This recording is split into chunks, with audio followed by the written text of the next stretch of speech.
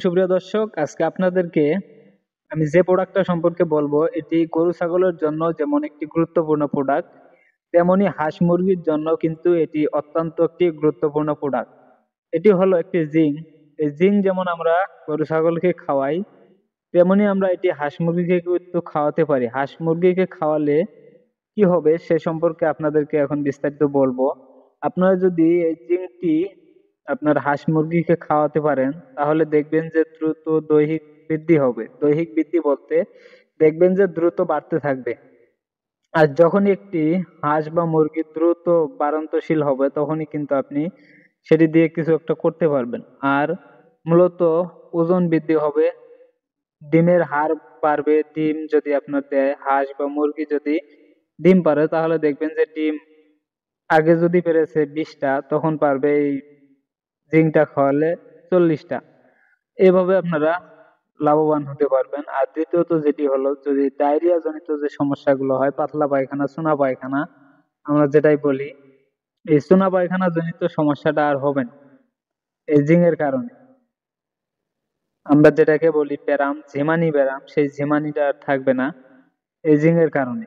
এজন্য আপনারা অবশ্য একটি হাঁস বা মুরগিকে অবশ্যই জিঙ্ক খাওয়াবেন। প্রতি মাসে হলেও একবার করে জিঙ্ক খাওয়াবেন। আর দ্বিতীয়ত যে কাজটি হবে সেটি হলো রুচি বৃদ্ধি করবে।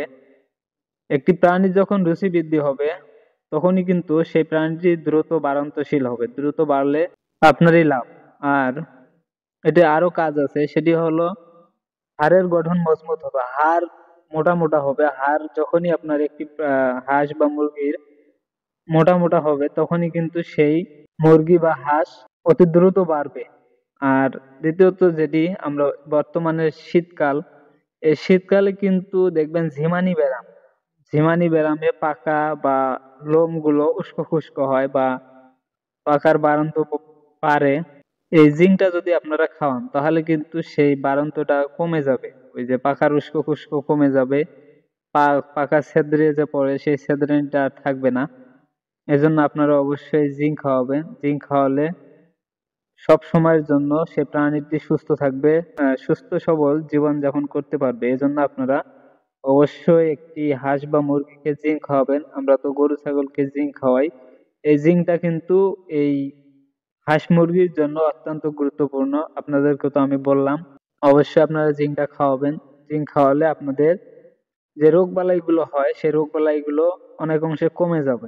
আর যদি ডিম পাড়ার মতো যে প্রাণীগুলো আছে, সেই প্রাণীগুলোকে আপনারা যদি খাওয়ান, ডিমের যে দেখেন যে খোসাগুলো পাতলা খোসা, এই পাতলা খোসাটা আর থাকবে না, ওই খোসাটা মোটা হয়ে যাবে। ডিমটা একটু সবল বা শক্তিশালী হবে।